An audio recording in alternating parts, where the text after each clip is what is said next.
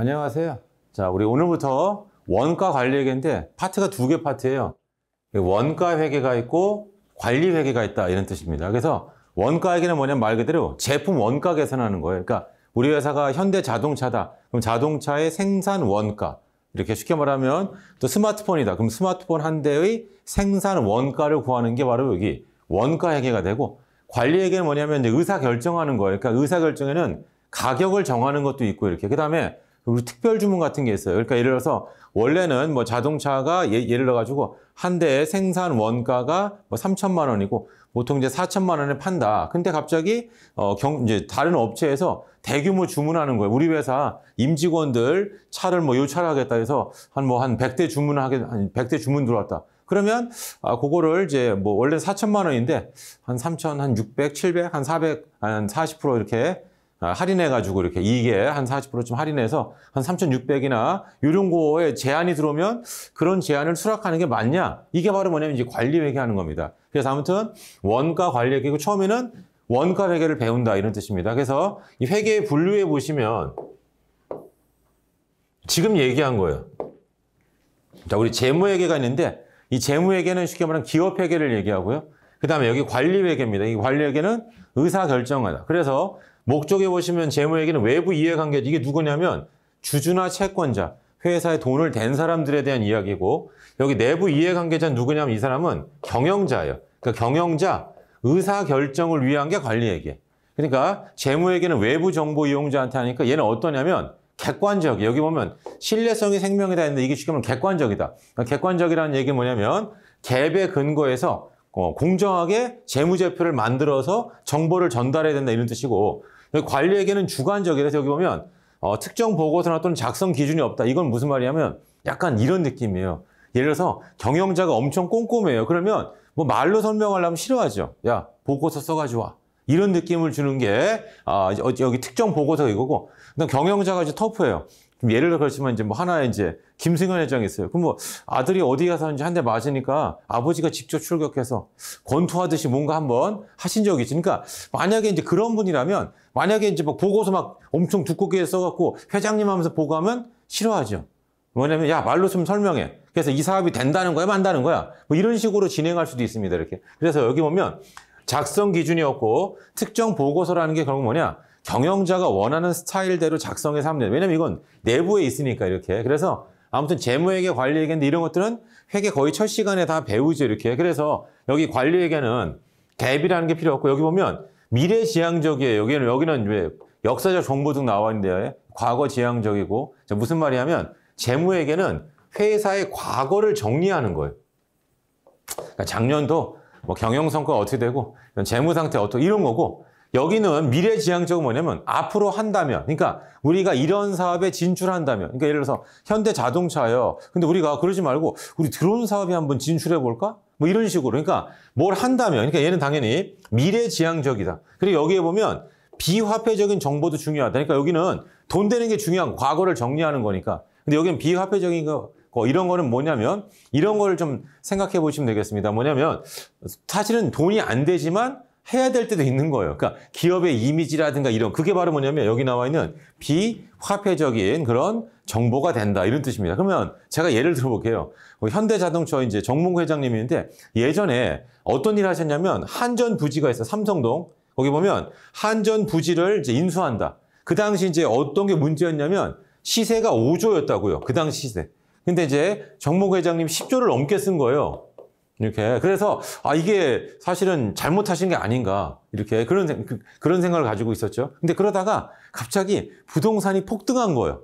그러니까 생각해 보니까 60조도 사실은 더 싸게 산 거다. 거기 사서 돈이 더 많이 뛰었으니까. 근데 요즘은 또 다시 또 부동산 값이 또 약간 주춤해 이렇게. 근데 아무튼 뭐냐면 그 당시 원래 시세가 5조인데 이거를 이제 10조에 이제 이걸 인수하자. 그래서 거기다가 자동차 타운, 현대 그 자동차 타운을 만들어 보겠다. 그런 꿈을 가지고 거기를 인수했단 말이에요. 이렇게. 그러면 이때 이제 여기 보면 비화폐적 정보라는 게 뭐냐면 현대 직원들이 다니면서 이게 현대 자동차 타운이구나. 우리 회사에 대한 이거 자부심 이런 걸 가질 수 있죠. 그런 게 비화폐적인 정보고, 또는 광고 효과 같은 게 많단 말이에요. 지나다니는 사람, 이게 진정한 우리 대한민국 1등차 현대 자동차구나. 뭐 이런 식으로 생각할 수도 있죠. 자, 아무튼 여기 재무회계 관리회계는 원래는 회계 원리 시간에 다 배우는 건데 그래도 처음이니까 한번 설명을 좀 드렸습니다. 자, 그 다음에 우리가 할 거는 그게 아니고 여기 보면 원가회계. 그러면 재무회계 관리회계고 원가회계는 없는데 도대체 원가회계는 뭡니까? 그래서 여기 원가 영어로 코스트 나와 있죠. 자, 기업이 특정한 목적을 달성하기 위해서 지출한 경제적 자원이 대행을 화폐금액. 말이 어려워요. 여러분들 영화를 만들면 이런 말 써요. 제작 원가. 그러니까 영화 한 편을 만드는 데 들어가는 모든 경제적 자원이 있어요. 거기는 이제 스텝 월급도 있고 이렇게 그다음에 어디 뭐 현지 로케 같은 데를 가게 되면 어떻게 돼요? 뭐 이제 뭐 돈 같은 거 항공료니 뭐 이런 것도 막 들어가고 그다음에 여러 가지 뭐 필링 값도 막 들어갈 거고 그다음에 기자재 같은 게 필요하면 그런 것도 막 들어가요. 그걸 다 화폐 금액 환산해서 한 거. 그게 바로 뭐다? 제작 원가. 우리가 필요한 건 뭐냐? 제작 원가가 아니고 제품 원가란 말이에요. 이렇게. 그러니까 우리 이마트 같은 경우에는 물건을 사다 팔아요. 사오는 게 원가라고요. 근데 이제는 뭐냐? 물건을 생산한다. 그래서 이 제품 원가는 결국 이런 거예요. 결국 뭐냐면 자동차를 만들 때 재료비가 들어가고요. 인건비가 들어가요. 인건비를 우리가 노무비란 말을 씁니다. 그리고 각종 경비가 들어가요. 이거를 생산량으로 나누죠. 그럼 이거를 뭐라면 얘를 단위당 원가라고 불러요. 여기다가 마진 이익이죠. 이익을 붙이면 아까 우리가 얘기했던 가격이 된다. 이런 식으로 제품 원가를 계산을 해야 된다. 그리고 그 제품 원가를 계산해야지만 의사결정할 때 도움을 받는다. 자, 그래서 그 내용이 어떤 건지 한번 또 보겠습니다. 그래서 여기 보시면 우리가 이런 말 나와요. 미래 경제적 효익이 존재하는 원가. 얘를 요 용어를 좀 알아두시면 좋아요. 미소멸 원가라고 하고 미래 경제적 효익이 끝난 거, 소멸된 거를 소멸원가라고 불러요. 근데 말이 어려워요. 그래서 미소멸원가는 뭐냐면 쉽게 말하면 이거예요. 안 팔렸다. 그러면 소멸원가는 뭐예요? 팔렸다죠. 말이 어렵지. 안 팔렸다. 그러니까 팔린 거는 비용이다. 그래서 여기 보세요. 수익 창출 활동에 기여한 거는 팔린 거고 수익 창출 기여 못한 건 얘는 감머서 없어진 걸 얘기하는 거. 도난당한 거 이런 것도. 그죠? 얘는 시험에 안 나온다고요. 시험에 나오는 거는 팔릴 때 비용인데 그 비용의 이름이 뭐냐? 그게 매출 원가라고요. 그게 바로 매출 원가가 된다. 그래서 우리가 이제 재무회계할 때도 열심히 말씀드렸지만 일단은 뭐예요? 자산이에요. 물건을 이제 내가 사왔잖아요. 그럼 그게 이제 사온 거가 재고 자산이 되고 팔리면은 이제 매출 원가를 비용 수행된다. 그거랑 똑같이 이번에 물건을 만들어요. 근데 만들었는데 아직 안 팔렸단 말이에요. 그러면 걔는 뭐예요? 자산이에요. 이렇게. 그리고 팔리면 비용 된다. 비용의 이름이 뭐다? 얘는 매출 원가가 된다. 이 정도를 기억하시고요. 자, 이제 그 다음 보겠습니다. 자, 우리 원가 회계의 목적이 나온 여기만 보시면 돼요. 자, 우리가 여직 배운 거, 여직이란 말은 재무회계 시간에 여직 배운 게 뭐냐? 그게 바로 뭐냐면 우리 상품 원가예요. 판매한 상품의 구입은 이게 바로 매출 원가의 뜻이란 말이에요.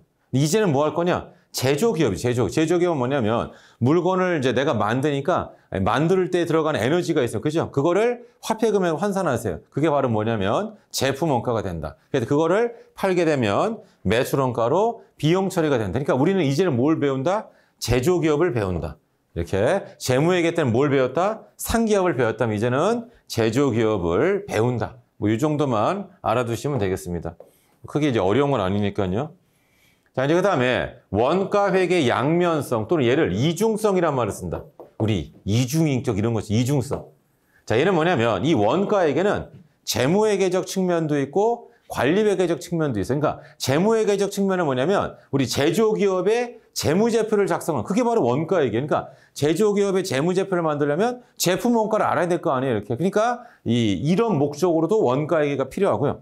그 다음에 관리회계는 이제 의사결정입니다. 그래서 예산을 짜거나 아까 했던 관리적 의사결정의 어떤 특별 주문에 대한 수락 여부 이런 것들입니다. 그 다음에 원가 통제 우리가 나중에 뭐 표준 원가라든가 이런 거 할 때 배워요. 또 성과평가 같은 거 누가 잘했네 못했네 이런 거 그런 거 할 때 표준 원가를 배웁니다. 그래서 아무튼 이런 게 관리회계고 중요한 건 뭐냐면 진도를 나가면 이게 뭔지 알아요. 근데 처음이고 하니까 그냥 이 얘기 저 얘기 하면서 원가에 대한 훈련을 조금 시켜드린다 이렇게 보시면 되고 자, 그 다음에 이제 중요한 건 이 부분입니다.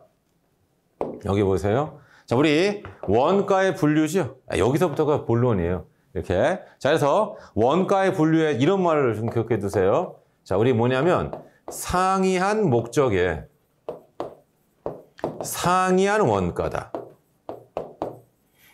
자, 이게 영어로 말하면 different purpose, different course 이런 뜻입니다.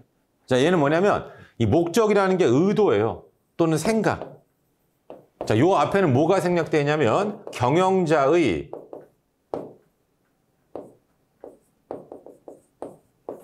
이런 뜻이에요. 그러니까 경영자가 어떤 의도, 어떤 생각을 갖냐에 따라서 원가가 다 달라진다. 그러면 원가에게 공부 요령은 뭐예요? 이 의도를 파악해야죠. 그러니까 원가에게를 이게 원가에게 극과 극이에요. 그러니까 선생님, 원가에게 재밌어 이런 분도 있고, 아씨, 못해 먹겠으면 이런 분도 있고. 근데 못해 먹겠다는 사람은 왜 그러냐면 의도를 생각 안 한 거예요. 이렇게. 그러니까 상이한 목적의 상이한 원가. 요거를 여러분들이 잘 알고 있어야겠다. 그럼 먼저 제가 해보겠습니다. 자, 발생 시점에 따른 분류죠. 실제 원가, 예정 원가가 있는데 실제 원가가 현재 시점에 이미 발생한 원가고 예정 원가는 미래에 발생됐고 예상한 원가. 이게 도대체 뭡니까? 자, 그래서 여기 보세요. 1월 1일이고 여기 12월 31일이에요. 자, 이 실제 원가를 다른 말로 뭐라면 얘를 사후 원가라 불러요. 예정 원가를 사전 원가라 불러요. 사후가 죽은 다음에 이런 뜻이 아니에요. 그러니까 생산이 다 끝난 다음에. 그래서 우리 원가에게는 결국 뭐가 필요하냐면 단위당 원가가 필요하다. 자, 무슨 말이냐면 이쪽에다 한번 공간이 있으니까 한번 해보겠습니다. 아까 우리 했었어요. 뭐냐면 총 발생 원가를 여기 생산량으로 나누세요. 그럼 뭐가 만들어진다? 단위당 원가가 만들어진다. 그러면 단위당 원가가 나온다. 그리고 이 단위당 원가에다가 아까 얘기했어요. 마진을 붙이게 되면 가격이 나온다. 자, 그러니까 우리는 뭐냐면 가격을 정해야 돼, 경영자가. 그럼 가격을 정하려면 개당 원가가 나와야 되는데, 자, 우리 이 총 원가 중에는 뭐가 있냐면 여기 보세요. 임차료가 있어요, 임차료. 임차료가 월세란 말이에요. 그럼 내가 김밥 천국이에요. 김밥 만드는 사람인데 월세가 100만 원입니다. 그리고 한 달 동안에 김밥을 한 줄을 만들었어요. 그럼 이 김밥 얼마짜리 김밥이에요? 100만 원짜리 김밥이에요. 10줄을 만들면 10만 원. 100줄을 만들면 10,000원. 1000줄을 만들면 1000원짜리 김밥이죠. 10,000줄을 만들면 개당 임차료는 얼마예요? 100원인 거지. 그러니까 무슨 말씀을 드리고 싶냐면, 자, 우리 고정비라는 게 있어서 생산량에 따라서 단위당 원가가 달라진다 이런 뜻입니다. 자, 그러면 이제 우리가 그 다음을 해보겠습니다. 아까 우리가 했었던 여기 보세요. 자, 우리 사후 원가는 뭐냐면 이거예요. 12월 31일 날 생산이 다 끝난 다음에 개당 원가를 도출하는 게 여기 나와 있는 실제 원가예요. 그리고 이 실제 원가는 무슨 목적이냐면 재무회계 목적이에요. 그러니까 우리가 재무제표 만들 때 매출원가 구하려면 개당 원가를 알아야 될 거 아니에요. 이렇게. 그러니까 그런 거 할 때는 요걸로 하면 돼요. 근데 이 실제 원가의 가장 큰 문제점은 뭐냐? 연도 중에는 단위당 원가가 얼마인지 몰라요. 왜냐하면 생산을 몇 개 할지 모르기 때문에 연도 중에는 뭐가 된다? 단위당 원가를 모른다. 그럼 결국 뭐예요? 가격을 못 정하는 거죠. 그럼 한번 이런 일을 한번 생각을 해보세요. 내가 물건을 팔았습니다. 이렇게. 근데 물건을 팔았는데 손님이 물어보는 거예요. 이게 얼마입니까? 그러니까 이런 예를 한번 들어볼게요. 자, 예를 들어가지고 내가 이제 뭐 아프리카라든가 아니면 중남미를 여행하는데 술집에 들어간 거예요. 아니 음식점에 들어갔어요. 뭘 먹어야 되는데 메뉴판에 봤더니 메뉴는 있는데 옆에 가격이 없어요. 이렇게. 그래서 제가 물어보죠. 이제 사장님 불러가지고 여기 이거 얼마입니까? 이거 먹고 싶은데 이거 얼마예요? 그랬더니 뭐라고요? 드세요. 드시고 값은 나갈 때 말씀드리겠습니다. 근데 혹시 이제 나갈 때 돈을 지불 안 하시면 옆에 이제 총을 보여주고 이게 좀 어떻게 갈지 몰라요. 뭐 이런 식으로 하면 우리 무서워서 밥을 먹겠어요? 못 먹죠, 이렇게. 그러니까 그 얘기는 뭐냐면 정확하지 않더라도 가격을 알려줘야 된다. 그러니까 뭐 이런 걸 한번 생각해 보겠습니다. 그러니까 예전에도 뭐냐면 이제 와이프가 이제 광화문에서 친구들하고 이제 술 먹고 있었어요. 근데 저를 부르더라고요. 왜 불러요? 와서 술값 계산하라 이런 뜻이에요. 이렇게. 그래서 갔는데 이제 중요한 건 뭐냐면 술을 이제 뭐 몇 병 먹었는데 저는 그게 한 병에 10,000원인 줄 알았어요. 근데 알고 봤더니 공이 하나 더 붙더라고요, 이렇게. 그러니까 제가 생각했던 것보다 술값이 공 하나를 이제 더 쳐야 된다. 이렇게. 그러니까 이런 걸 생각해 보면 우리가 어딘가에 가서 이제 뭐 먹을 때 이게 도대체 얼마인지 알고 이제 먹어야 될 거 아니에요, 이렇게. 물론 이제 가격표 안 보고 막 시킬 수 있으면 좋은데 대부분 그렇지 않죠. 그러니까 왜냐하면 우리 효용이라고 하는 건 항상 가격에 따라서 그죠? 가격이 얼마냐에 따라서 그러니까 똑같이 뭐 하더라도 이게 뭐 10만 원이다 이렇게 해가지고 그러면 내가 생각한 가격은 이게 5만 원인데 10만 원은 비싼 거고 내가 생각한 가격은 20만 원인데 10만 원은 싼 거 아니에요 이렇게. 그러니까 항상 가격이 얼마냐가 이제 사실은 중요한 거죠. 자 아무튼 뭐냐면 여기 나와 있는 이 예정 원가가 사전 원가라고 하는 건 뭐냐? 경영자가 의사결정하려면 연도 중에도 개당 원가가 얼마인지 알아야 돼. 그래서 여기 나와 있죠. 미래에 발생을 예측하는 게 뭐냐면 생산하기 전에 그래서 항상 뭐가 되냐면 밑에다 한번 아까 우리가 이제 했었던 그 내용이 되겠습니다. 아까 했었던 내용. 자 그래서 뭐가 있었냐면 개당 원가가 있었죠. 아까 여기 나와 있습니다. 이렇게. 그래서 아까 한 것처럼 뭐가 되냐면 여기 총 원가를 이제 생산량으로 나누잖아요. 그러니까 여기다가 뭐냐면 예상 생산량을 집어넣는 거예요. 그러니까 내가 생각하기에 몇 개를 생산할 것 같다. 그러니까 정확하지 않지만 대충의 원가. 그리고 사실은 장사를 하루 이틀 하는 게 아니잖아요. 이렇게. 그러니까 그러다 보니까 예상 생산량, 예상 총원가. 그래서 예상 원가를 구해서 우리 의사결정할 때 좀 도움을 받자. 그게 바로 뭐냐면 예정 원가가 된다. 이런 뜻이. 그게 예정 원가가 된다. 그래서 다시 여기를 가보겠습니다. 뭐냐면 원가 분류에서 뭐가 중요해요? 상이한 목적에 상이한 원가라고 했죠. 그러니까 어떤 생각 때문에 이런 걸 하는지를 생각을 해본 그게 의도죠. 그럼 얘가 쉽단 말이야. 닥치는 대로 외우게 되면 원가는 망한다. 그러니까 개념을 알고 있으면 원가만큼 사실은 쉬운 그런 과목이 없다. 자, 두 번째는 여기 추적 가능성에 따른 분류예요. 그래서 여기 보면 직접 원가, 간접 원가가 나오고 얘를 보통 직접비란 말을 씁니다. 그러니까 결국 뭐냐면 원가는 궁극적으로 다 비용이 될 거예요. 그래서 이름을 직접비. 그럼 간접 원가는 뭐예요? 간접비라는 말을 쓰는다. 그래서 이런 말 나와요. 원가 집적 대상인데 여기 보세요. 집적이라는 말은 뭐라고 돼요? 그냥 원가 대상이고 이게 코스트 오브젝트예요. 이렇게. 그래서 얘는 뭐냐면 간접 원가를 배분한다. 그러니까 우리 직접비가 있고 간접비가 있는데 간접비는 결국 뭐냐 이런 말 나와요. 공통비가 된다. 간접비는 공통비가 된다. 이렇게 보시면 됩니다. 그러면 이런 걸 한번 생각해 보겠습니다. 자, 이게 현대자동차인데 여기서 산타페를 만들고 소나타를 만들고 여기 아반떼, 여기 제네시스 이런 거를 만드는데 얘네들이 다 뭐냐면 원가 대상이에요. 이렇게. 자, 이때 뭐가 되냐면 직접비는 뭐냐? 대상별로 구분할 수 있는. 그럼 예를 들어 보겠습니다. 타이어가 있어요. 타이어가 산타페 타이어하고 제네시스 타이어가 달라요. 구분된다 이런 뜻입니다. 그러니까 좋은 차들은 앞바퀴하고 뒷바퀴도 타이어가 다르단 말이에요. 이렇게. 그러니까 우리가 산타페 타이어하고 또 소나타 타이어하고 다르잖아요. 이렇게. 그죠? 그러니까 얘네들은 직접비. 자, 그다음에 또 이걸 생각해 보세요. 우리 쉽게 말하면 작업하는 사람들의 유니폼이 있는데 산타페 만드는 사람은 빨간색 유니폼. 제네시스는 노란색, 소나타는 파란색 유니폼이다. 그러면 우리가 유니폼 색깔만 봐도 이 사람이 어디서 뭘 만드는지 알잖아요. 그럼 얘는 직접비예요. 직접 노비가 된다. 얘는 직접비가 된다. 그럼 선생님 여기 나와 있는 간접비는 뭡니까? 그럼 예를 들어서 여기 쉽게 말하면 정문이 있고 여기 경비 아저씨가 있어요. 그럼 경비 아저씨 월급이에요. 그럼 경비 아저씨 월급은 산타페하고도 관련돼 있고 소나타하고 관련돼 있고 아반떼하고도 관련돼 있고 제네시스하고 관련돼 이런 게 바로 뭐다? 이게 바로 공통비가 된다. 그게 바로 뭐냐면 간접비가 된다. 이런 뜻입니다. 자, 그다음에 또 뭐가 있냐면 전체 임차료가 있어요. 그러니까 현대자동차 공장이 있는데 이 공장 전체의 임차료가 있는데 이 공장 전체 임차료가 이게 바로 뭐다? 이게 공통비란 말이에요. 공통비. 왜냐하면 이 임차료는 산타페하고도 관련돼 있고 소나타하고도 그다음 아반떼, 제네시스하고도 관련돼 있죠. 그래서 이런 게 바로 뭐냐? 이 집적이란 말은 몰라도 되고요. 그러니까 원가 대상과 관련해서 공통적으로 발생하면 그게 뭐예요? 간접비. 그다음에 공통적이지 않고 개별적으로 발생한다. 그러니까 원가 대상에 직접 관련시킬 수 있다. 그 얘기는 뭐예요? 예를 들어서 앞유리가 있어요. 그러니까 산타페 앞유리하고 아반떼 앞유리는 구분이 된단 말이에요. 이렇게. 그러니까 걔네들은 뭐가 된다? 직접비가 된다. 이런 뜻입니다. 그럼 이제 질문 하나 해보겠습니다. 여러분, 직접비가 중요해요? 간접비가 중요해요? 라고 했을 때 직접비 아닙니까? 그러면 좀 약간 개념이 좀 부족하다. 간접비가 중요하다.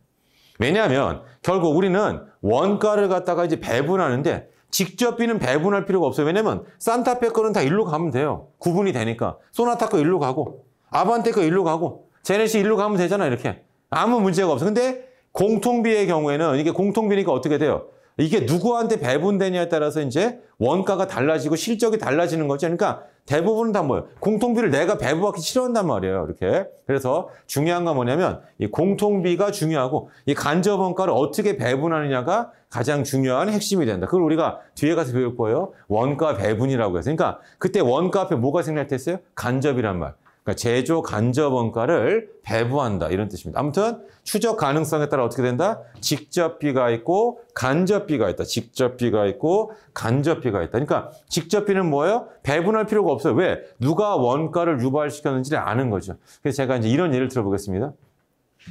예전에 이제 제가 이제 군대 이제 훈련소에 갔는데 그때 한 내무반에 이렇게 있었어요. 이렇게. 그래서 같이 이제 동기 놈들이 있었는데 만약에 한 30명 있었다. 이렇게. 근데 그때 이제 뭘 주냐면 두루마리 휴지를 하나씩 줍니다. 이렇게. 그래서 이거를 직접 비화시키면 뭐냐면 각자 자기가 두루마리 휴지를 하나를 쓰면 돼요. 그럼 이제 어떻게 되냐면 이제 그 휴지 하나를 가지고 어떤 놈은 자기가 다 써버려가지고 그래서 뭐 휴지 모자 빌려달라고 이렇게 하는 놈들도 있고. 근데 중요한 건 뭐냐면 직접 비하고 간접 비하면 어떡하냐? 우리 그냥 내무실에다 그러니까 30개를 다 가지고 있다가 어떻게 하면 이제 공통으로 쓰는 거예요. 내무실 앞에다가 이제 휴지를 하나 걸어놓고 그냥 편하게 쓰자. 그러면 이제 제 개인적인 생각에는 한 달 써야 될 게라면 보름이면 다 없어집니다. 왜냐하면 간접비는 뭐예요?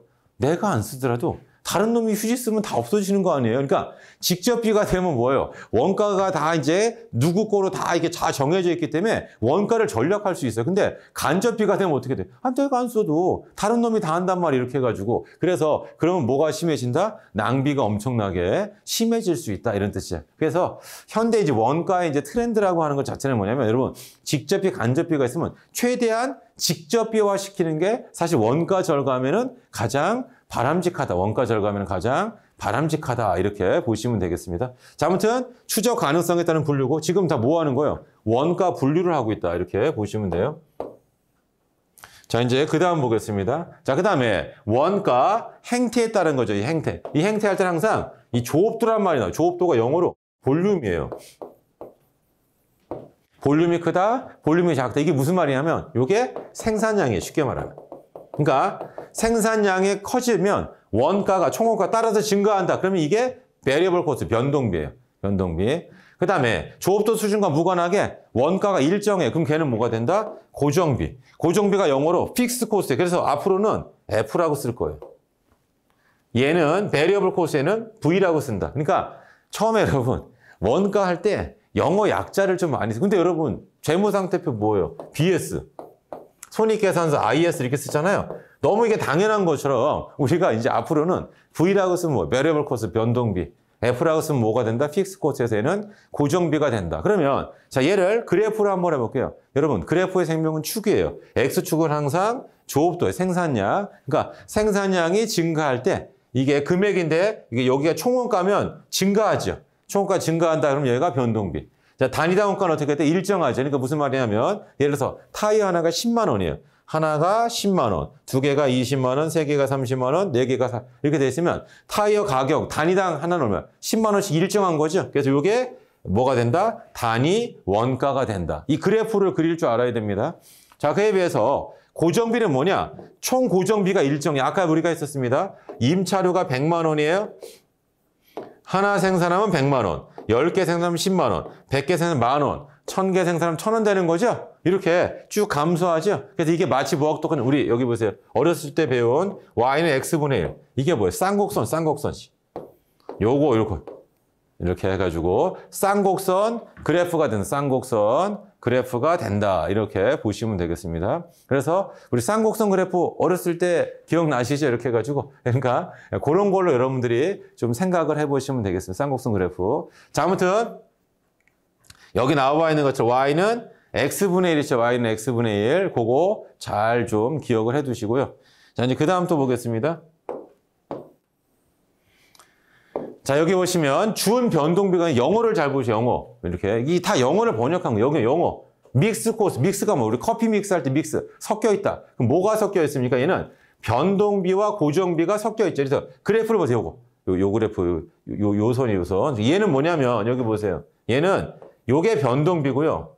이게 고정비인데 이 두 개를 합치면 얘가 된단 말이에요. 그래서 여기 보세요. 생산량이 제로에도 일정 금액의 발 이게 고정비예요. 그러니까 마치 근데 택시 살 때 택시 기본 요금이고 그다음 주행 거리에 따라서 요금이 비례적 증가하잖아요. 그러니까 기본 요가 있는 게 여기 있는 준변동비고 나중에 뒤에 가서 우리가 CVP 분석을 배워요. 원가 조업 도입분. 우리 시험에 엄청 잘 나오죠, 이렇게. 그거 할 때 이걸 그림 이거. 이게 원가선이고 요게 수익선이에요. 그럼 요 점이 뭐냐? 요게 BEP라고 해서 브레이크 이번 나중에 할 거예요, 여러분. 그냥 대충 들어주세요, 이렇게. 손익분기점이 된다. 손익분기점 오른쪽이 이익 공간, 왼쪽이 손실 공간이 된다. 그래서 이런 것들 나중에 또 배울 겁니다. 그다음에 여기 보면 준고정비에 보면 스텝이 뭐 계단. 스텝 얘는 계단 모양. 그래서 여기 보세요.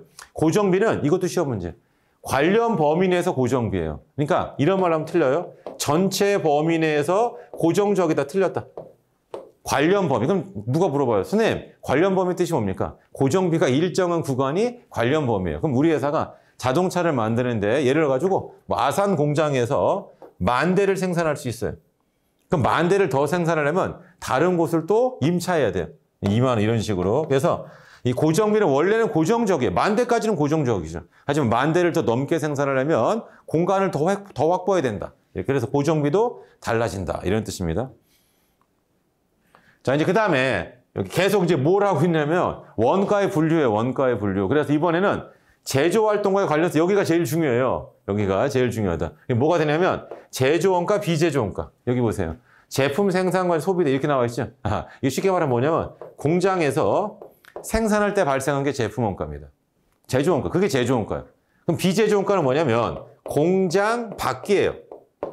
그러니까 공장 안에서 발생한 게 아니고 공장 밖이니까 얘는 생산과 무관한 거죠. 그러니까 쉽게 말하면 얘는 뭐냐? 판관비예요.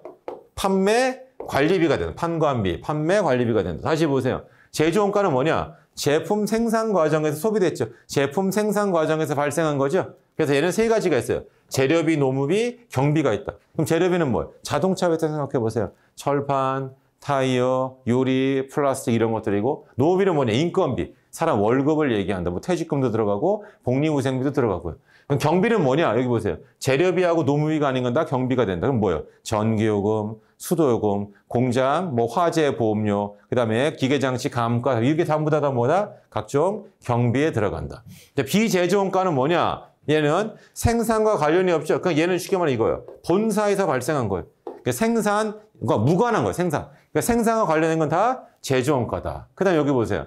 제품 생산 과정에 소비되는 말이에요. 소비. 이 소비란 말 대신에 이게 투입된 이게 동의어예요. 발생한. 이게 전부 다 동의어가 된다. 이런 뜻입니다. 그 다음에 여기 보시면 이 제조원가는 재고 가능. 이게 중요해요. 얘는 재고 가능만큼 뭐냐면 얘는 일단 자산이라고요. 제품 원가니까. 그냥 팔리면 비용이 돼요. 그 비용 이름이 뭐다? 매출원가. 근데 여기 비제조원가죠? 얘는 본사에서 발생한 거 기간 비용이고 재고 불능원가. 쉽게 말하면 뭐다? 여기 있죠. 판매 관리비다. 판매 관리비가 된다. 자, 이때 밑에 있는 그림이 되게 중요한데 자, 원가에게는 여기에 관심이 있어요. 제품 원가에. 근데 관리에게는 뭐냐? 판매 관리비인데 이게 쉽게 말하면 택배비예요. 요게 택배비가 된 택배비. 그러니까 요새 이제 뭐 배달의 민족이 뭐 이렇게 많아서 우리가 음식점인데 뭐 예를 들어서 음식이 생산원가 8,000원이에요. 그 다음에 배달료가 2,000원입니다. 음식점 업자는 최소 얼마 이상 받아야 돼요? 10,000원 이상 받아야죠. 그러니까 내가 얼마를 받을지 할 때는 제품 원가만 있으면 안 되고 판관비 정보도 있어야 돼요. 판관비 정보도 있어야 된다. 이게 쉽게 말하면 택배비예요. 그래서 관리회계할 때는 이 비제조원가 여기도 이제 들어가죠. 그래서 여러분들이 처음 공부할 때는 얘만 가지고 자꾸 얘기를 해요. 그래서 뒤에 관리회계 가면 이걸 얘기하면 당황합니다. 선생님, 우리가 앞에서는 얘를 무시하고 이것만 가지고 얘기하지 않았습니까? 근데 갑자기 왜 이거 합니까? 그럼 제가 뭐라고 그래요? 이거의 정체가 뭐예요? 택배비라고요. 배달요금이래요. 배달요금. 이렇게 배달비. 그래서 우리 이게 관리가 의사결정하는 거 아니에요? 그러니까 의사결정할 때는 제품 원가뿐만 아니라 배달비도 중요하다. 배달비도 중요하다. 이런 뜻입니다. 자, 그 다음에 원가회계 시스템의 이제 분류인데 역시 여기도 이제 마찬가지입니다. 영어를 많이 써놨잖아요. 근데 여러분들 처음 공부할 때 짜증내는 분이 있어요. 근데 짜증내면 안 된다. 왜냐면 이걸 번역할 때 여러분 그렇게 번역되나 봐요. 여기 보세요.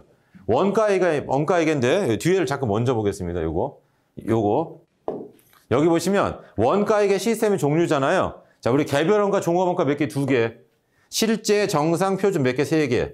전부 원가, 변동 원가 2개. 그럼 원가액이 총 몇 개? 7개? 그럼 안 된다고요. 왜냐면 이게 합사건이 아니고 곱사건이에요. 그러니까 2 곱하기 3 곱하기 2. 그럼 몇 개가 된다? 12개가 된다. 자, 그게 무슨 말이냐면 여기 보세요. 개별 실제 전부 원가, 개별 실제 변동, 개별 정상 전부, 개별 정상 변동, 개별 표준 전부, 개별 표준 변동, 종합 실제 전부, 종합 실제 변동. 이런 식으로 해서 몇 가지예요? 12가지. 그러니까 이거 왜 하냐면 상이한 목적의 상이함. 그거 왜 한 거예요? 왜 했냐면은 여러분들이 원가액의 생명은 뭐냐면 경영자가 어떤 생각을 가지고 어떤 원가 시스템을 쓰냐가 핵심이라고요. 그러니까 그 시스템에 맞게 생각을 하면 원가액이 되게 쉬운데 그 시스템의 차이를 모르면 엄청나게 헤맬 수 있다. 이렇게 보시면 되겠습니다. 그래서 마치 이제 뭐하고 똑같냐면 이겁니다. 옛날에 이제 뭐냐면 스펀지란 프로, 지금 없어요. 옛날 이휘재가 막 했던 건데 그 프로에 어떤 게 있냐면 어떤 사물이 여기서 볼 때, 여기서 볼 때, 여기서 볼 때 이게 다 달리 보이지만 하지만 이거는 하나예요. 그러니까 그 얘기는 뭐냐면 마치 이거예요. 드론을 띄워가지고 공장에서 무언가 생산하는 사람들의 이제 그 모습과 이제 공장이 막 돌아가는 모습을 찍어요. 근데 그 찍는 그거 이제 쉽게 말하면 그 촬영 장면이 있을 거 아니야. 그 장면을 보고 경영자가 이렇게도 생각하기도 하고 저렇게도 사진 다 그냥 하나인데 이렇게도 생각해보고 저렇게도 생각해보는데 그게 다 다른 거라고 생각하면 이제 원가가 망하는 거고, 아, 이게 사실은 하나인데 이 사람이 좀 이렇게 생각하면 이렇게 표현될 수도 있고 저렇게 생각하면 저렇게 표현될 수 있구나. 그게 바로 뭐냐면 상이한 목적의 상이한 원가란 말이에요. 그러니까 원가액의 공부의 핵심 뭐다? 경영자의 의도 파악이 이제 쉽게. 그러니까 이 사람이 어떤 의도를 가지고 이런 걸 채택했다. 이런 거를 이제 선택했구나. 그런 걸 알면은 쉽단 말이에요. 근데 그걸 모르면, 선생님, 지난번에는 이렇게 했는데 지금 왜 이렇게 합니까? 그러니까, 지난번은 뭐냐면 실제 원가고 이번 건 표준 원가잖아, 이렇게. 또는, 선생님, 지난번에는 이렇게 했는데, 그건 전부 원가고요. 지금 이 문제는 변동 원가잖아요. 그러니까 그 얘기가 뭐냐면 이 차이를 모르게 되면 계속 헤맬 수 있더라.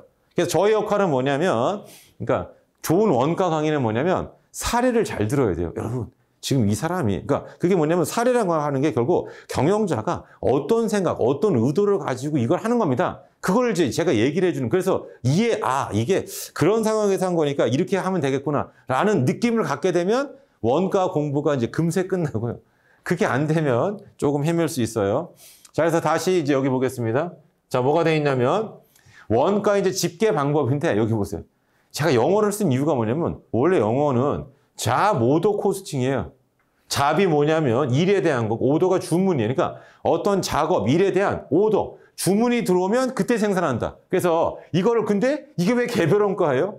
그러니까 번역이 웃기잖아요, 번역이. 그래서 얘는 여기 보세요. 개별 작업 또는 개별 제품별로 원가를 집계한다 이렇게 하는데 이렇게도 몰라요. 그러니까 이게 뭐 쉽게 말하면 보잉사, 에어버스사, 이게 쉽게 말하면 뭐냐? 비행기를 만들어 놓고 파는 게 아니에요. 영업사원이 다니면서 어떤 비행기를 만들어 드릴까요? 그러니까 좌석에 막 간격이 있고 그런 게 히트 상품이세요. 뭐냐면 우리가 멀리 갈 때는 좌석 간격이 좀 넓어야 됩니다. 근데 우리 제주도 간다. 뭐 한 1시간도 안 되니까 우리 이제 지하철 같은 데 보면 살짝 의자가 아니에요. 의자가 아니고 그냥 살짝 걸치게끔. 그러니까 누가 아이디가 앞뒤로 촘촘하게. 코로나 때문에 그러니까 원래 그게 이제 아이디어 상품이었어요. 그런 거 한번 출시해 보자. 근데 코로나 때문에 사람들 간격이 가까우면 안 될 거 아니에요. 이렇게. 그래서 이제 그게 시행이 안 됐는데 아무튼 그러니까 이 상태로 가는 거 약간 이 상태로다가 약간 굽혀가지고 그냥 제주도까지 날아가는 거죠. 근데 요금이 이제 3분의 1. 왜냐하면 사람을 더 많이 태우니까 이렇게. 그러니까 어차피 그게 고정비잖아요.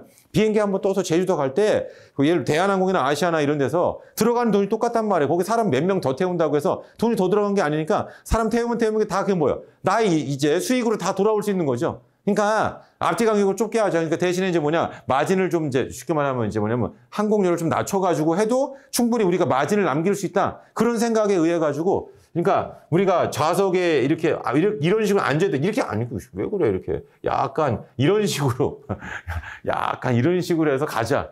이런 게 나왔었거든요. 이렇게 해가지고. 그러니까 아무튼 뭐냐면 여기 보세요. 그래서 지금 비행기 주문 때문에 그래요. 그러니까 회사가 어떤 방침에 우리는 저가 항공이에요. 저가 항공. 그러니까 가격 낮은 게 제일 중요하다. 그러면 가격을 낮게 하려면 어떻게 되냐면 비행기 뜰 때 들어간 원가는 똑같으니까 그러고 뭐예요? 한 명에서 사람을 더 태우자. 그럼 더 태우려면 어떻게 돼? 좌석 앞뒤를 줄이게 해야죠. 앞뒤를 줄여라. 그래서 우리 이렇게 하지 말고 많이 차지하니까 이런 식으로 촘촘하게. 그러니까 더 도와서는 비행기들 입석이에요. 비행기도 서서 가자 이렇게. 물론 그렇게까지 안. 그러니까 앉기는 앉아야겠고 서서 가게 하면 더 좋으니까 그런 식으로 한번 해보자 이런 거. 그게 바로 뭐냐 이게 개별원가예요. 그러니까 개별원가는 뭐냐 물건을 만든 다음에 그 다음에 파는 게 아니에요. 뭐냐면 주문을 받고 그 주문에 따라서 물건을 생산하는 그런 시스템이 여기는 개별원가가 된다. 그래서 이 개별원가는 소량 주문 생산에 쓰는 거고 여기 보세요. 종합원가는 여기 프로세스 코스팅인데 이 프로세스가 뭐냐 이게 공정이에요. 공정이 뭐냐? 조립공정, 도색공정 이런 것들인데 그래서 이게 경영학 사실은 첫 시간에 나와요. 뭐냐면 우리가 철판을 가지고 철판을 막 쪼개가지고 바늘을 만들어요. 근데 이거 만들 때 어떻게 되냐면 바늘 앞에가 이제 어떻게 해야 돼요? 뾰족해야 되죠. 그걸 막 갈아야 되고요. 그 다음에 우리가 이제 그 물에다가 불에다가 넣었다가 그 다음에 물에다가 이제 하고 그 다음에 망치질 한 다음에 물에다 넣고 이렇게 뭐 대장장이 좀 나오잖아요. 이렇게 뾰족하게 하려면 그 다음에 바늘 귀도 뚫어야 돼요. 그러면 사실은 혼자서 만약에 바늘을 만들면 하루에 한 20개 만든다. 근데 얘가 만약에 공정이 5공정이에요. 그러면 5명이 있는 거 아니에요? 그러면 20개씩 5개면 100개의 바늘을 만들어요. 근데 이거를 분업화하자. 분업화한다는 게 뭐냐면 한 놈은 계속 바늘기만 뚫고 이제 한 놈은 계속 바늘만 자르고 이렇게 그죠? 한 놈은 앞에만 뾰족하게 하고 한 놈은 계속 뭐 쉽게 말하면 망치질만 하고 뭐 이런 식으로 이제 나눠서 하게 되면 한 300개를 생산하더라. 이게 이제 분업의 위대함이죠. 그래서 이 종합원가는 결국 뭐냐? 대량 생산, 대량 생산. 그래서 여기 나와 있는 것처럼 이 종합원가는 대량 생산 기업이 쓴다. 그걸 우리가 원가의 집계 방법인데 결국 뭐냐면 얘는 제품별로 또는 작업별로 원가가 집계돼서 제품 원가가 만들어지는 거고요. 얘는 공정별로 한다. 얘는 공정별로 원가가 집계된다. 이렇게 보시면 돼요. 그래서 얘를 종합원가라고 한다. 나중에 가서 이제 다 배울 건데요. 아무튼 요거고. 그 다음에 제품 원가의 범위에 보면 전부원가, 변동원가예요. 그래서 얘는 이 표를 보셔야 되는데 여기 보세요. 이 표에 보면 고정 제조간접비가 있어요. 이렇게. 결론적으로 뭐냐? 고정 제조간접비가 제품 원가에 들어가면 전부 원가예요. 영어로 말하면 풀 코스, 풀. 전부다. 전부다 이런 뜻이에요. 이렇게. 또는 얘를 흡수 원가라고 한다. 업섭션. 흡수가 뭐예요? 스펀지가 물을 빨아니까 누가 저한테 물었어. 선생님, 이걸 흡수 원가라고 하는데 뭘 흡수합니까? 여기 있잖아요. 고정 제조간접비를 제품 원가 좀 흡수한다고 빨아들인다고. 괜히 업섭션 코스트라는 말을 쓴 게 아니란 말이에요. 이렇게. 그 다음에 이 변동원가 우리가 아까 했던 베리어블 코스트죠. 변동원가. 그래서 얘는 뭐냐? 제품 원가에 변동비만 들어가 있어요. 그러니까 고정 제조간접비를 제품 원가로 보내자. 이게 바로 뭐가 된다? 변동원가. 그래서 중요한 건 뭐냐? 얘는 관리회계 목적이에요. 얘는 얘는 뭐 쉽게 말하면 재무회계 목적이에요. 이렇게. 그러면 얘가 뭐냐면 이런 겁니다. 자, 제가 이제 어렸을 때 이제 커피숍 이런 데서 이제 아르바이트를 하잖아요. 그러면 이제 어떤 일이 발생하냐면 나이 드신 분이 커피 시켜가지고 커피를 갖다 드리면 꼭 저한테 얘기합니다. 이거 생산원가가 뭐 100원, 200원인데. 그러니까 그분이 생각하시는 건 뭐냐면 그냥 재료비, 커피의 재료비 있잖아요. 그것만 가지고 생각하죠. 그러면 그때 저는 이제 속으로 왜냐면 말하면 안 되니까. 아니, 여기 월세도 커피 원가예요. 그 다음에 제 월급도 커피 원가예요. 전기요금 이런 것들을 전부 다 커피 원가. 여름이면 덥잖아요. 에어컨 이것도 다 커피 생산 원가란 말이에요. 이렇게. 그래서 중요한 거는 뭐냐면 이러한 고정비 요소예요. 고정비 요소도 제품 원가에 당연히 들어가. 그게 바로 전부 원가입니다. 근데 문제는 뭐냐면 만약에 테이크아웃 하는 데가 테이크아웃. 그럼 만약에 커피에 대한 뭐 아이스 아메리카노 해보겠습니다. 그게 생산원가 500원이고 이거를 뭐 2,000원에 판다. 이렇게. 근데 갑자기 어떤 사람이 테이크아웃 할 테니까 요거 예를 들어가지고 1,000원에 달라고 했어요. 그러면 1,000원 이렇게 해가지고 그러면 이제 이렇게 한번 생각해 보겠습니다. 이렇게 해볼게요. 이번에는 재료비는 500원이고 그 다음에 이렇게 해보겠습니다. 뭐 임차료니 뭐니 이런 거를 개당 환산할 때 1,000원. 그러니까 생산원가 1,500원이에요. 그리고 2,000원인데 요걸 1,000원에 달라고 했다. 라고 했을 때 뭐가 되냐면 이 추가 주문을 받아도 이 고정비 요소는 발생하지 않아요.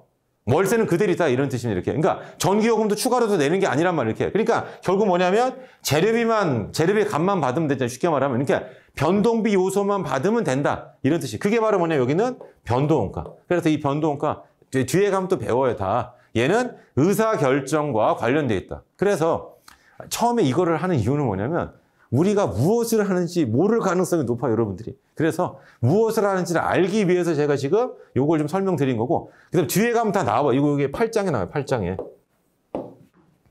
그럼 전부원가 몇 장에 나와요? 여기 보세요. 8장 전에는 여기 다 전부원가 이렇게. 그죠? 되게 웃기지만 누가 저한테 물어봤어. 네, 8장이 변동원가예요.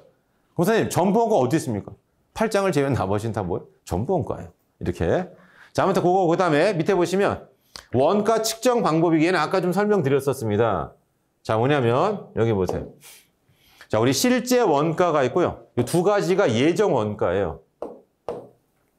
예정 원가 두 가지. 정상 원가가 있고 표준 원가가 있는데 여기 보시면 정상 원가가 과도기예요. 그러니까 무슨 말이냐면 옛날에는 실제 원가밖에 없었어요. 실제 원가 사후 원가죠. 근데 이거에 뭔가 문제가 있어가지고 이걸 개선한 게 이거. 그러니까 이게 과도기예요. 과도기. 그리고 이걸 더 개선한 게 여기 나와 있는 표준 원가가, 이걸 더 개선한 게 표준 원가가 된다. 그럼 아까도 말씀드렸습니다. 실제 원가는 사후 원가, 생산이 다 끝난 다음에 제품 원가 계산하죠. 이게 실제 원가. 그럼 여기에 문제점이 뭐냐? 아까도 말씀드린 것처럼 여기 고정비 요소가 있어요. 고정비 요소. 이건 다 변동비잖아요. 고정비 요소가 있더라. 그래서 아까 임차료, 생산량이 몇 개냐에 따라서 단위당 원가 달라진다. 이런 뜻입니다. 그래서 여기 보면 정상 원가가 평준화 원가예요. 그럼 제가 예를 들어 보겠습니다. 자, 뭐냐면 우리 회사가 아이스크림 만드는 회사예요, 이렇게. 근데 월세가 이렇게 100만 원이 이렇게 있다. 자, 여름에는 생산을 많이 할 거 아니에요, 10,000개. 그럼 한 개당 임차는 얼마는 100원이란 말이에요. 근데 겨울에는 추우니까 아이스크림 안 만들어서 100개만 만든 거예요. 그럼 겨울에 만드는 아이스크림에 개당 임차는 얼마? 10,000원이죠. 그럼 원가가 비싸지면 어떻게 돼요?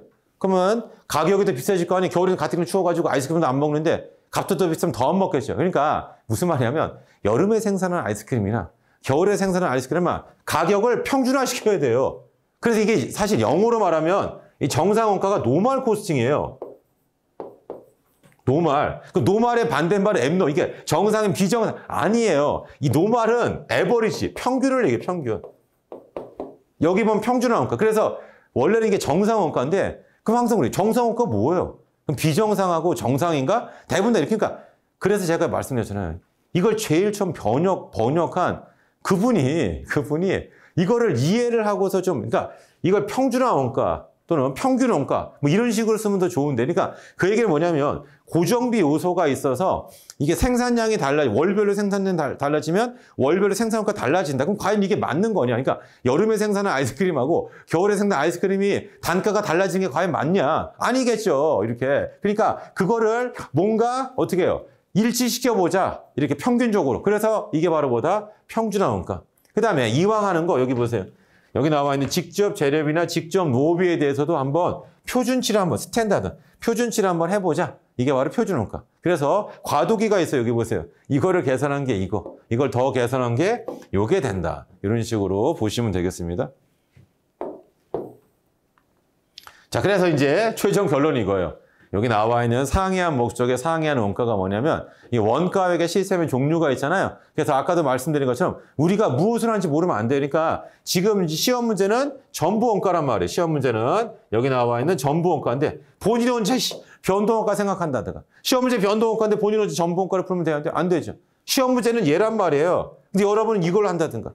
시험 문제는 얘인데 이걸로 한다. 그럼 당연히 틀릴 수밖에 없다. 그러니까 항상 문제가 어떤 건지 이게 이제 개별원가인지 종합원가인지 아니면 여기 나와 있는 실제원가인지 정상원가인지 표준원가인지 이거를 빨리빨리 구분할 수 있는 거. 어차피 이건 진도가 나가면서 여러분들이 생각할 거다. 그래서 상이한 목적의 상이함. 그게 제일 중요해요. 그러니까 경영자가 분명히 어떤 의도가 있으니까 이런 원가 시스템을 채택해서 원가 계산한다. 그러면 도대체 그 의도, 그 생각의 출발점, 그 왜 그렇게 했는지 그걸 알면 쉬운 거죠. 그러니까 제일 안 좋은 게 뭐예요? 닥치는데 왜? 마치 수학으로 말하자면 이유가 있을 거 아니에요. 이유를 생각해보. 이유를 왜 이렇게 하는지. 이렇게. 그러니까 그게 이제 올바른 수험생의 자세죠. 근데 그렇지 않고 그냥 닥치는 대로 공식을 외운 거예요. 그러니까 이 공식의 의미를 몰라. 뭔지는 몰라. 그냥 식을 외워놓고 그냥 숫자만 막 집어넣는 거 이렇게. 그렇다면 나중에 분명히 본인이 붕괴될 때가 와요. 우리 사상누가 그냥 모래 위에다가 성을 쌓는 거예요. 그냥 언제든 한 대 툭 치면 무너져 버리는 거예요. 이렇게 해가지고. 그런 거를 생각을 해보시면 되겠습니다. 자, 그래서 여기 뭐 예제 하나 있어요. 예제 한번. 자, 관련 법인에서 여기 보세요. 단위당 변동비죠. 단위당 변동비는 어떻게 된다? 일정하다. 그게 핵심이에요. 그리고 이거는 아까 이제 우리가 했던 그림 있잖아요. 그림. 여기 있잖아요. 단위당 변동비 이거. 단위당 변동비. 얘를 얘기하지. 얘. 이렇게. 됐죠? 그러면 여기 보세요. 총 고정비. 여기 있죠. 일정. 그럼 단위당 변동비, 총 변동비는 증가하죠. 생산량이 증가하면 따라 증가한다. 뭐 이런 식입니다. 그래서 여기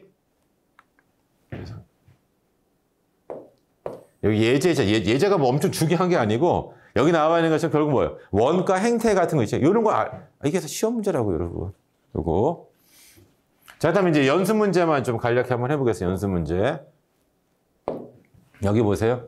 자, 단기 총 제조원가죠. 그래서 요건 아직 덜 배웠는데 단기 총 제조원가는 직접 재료비, 직접 노비, 제조 간접비인데 여기 보세요. 직접 재료비는 3,000원이라고 줬어요. 자, 노비는 뭐냐? 노동 시간이 30시간이고 시간당 10이에요. 그럼 곱하면 얼마? 360원. 이렇게. 그다음에 기계 시간을 기준으로 제조 간접원가면 기계 시간이 100시간이고 예정 배불이 11원이에요. 그럼 이게 1,100원이죠. 그러니까 3,000에다가 1,100을 더하면 4,100, 360을 더하면 얼마가 돼요? 4,360원. 여기 있죠. 4,360원 된다. 이렇게 해가지고 총 제조원가, 단기 총 제조원가를 구한다. 그래서 여러분들이 외우실 건 뭐냐? 단기 총 제조원가 좀 이따 바로 볼 겁니다. 이제 쉰 다음에 직접 재료원가, 직접 노무원가, 제조 간접원가. 이게 세 가지가 바로 뭐가 된다? 총 제조 원가가 된다. 단기 총 제조 원가가 된다. 자, 한 문제 더 보겠습니다. 자, 우리 제품 원가와 기간 비용이죠. 이렇게 재고 가능 원가, 재고 불능. 여기 있잖아요. 재고전 가능한 게 제품 원가. 가능 안 되는 게 기간 비용. 답은 몇 번이 된다? 4번이죠.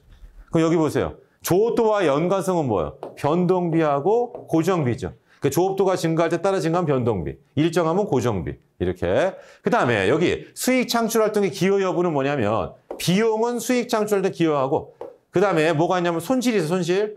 기여 안 하죠? 이렇게. 미소멸원가는 자산이고요. 소멸원가는 비용이죠.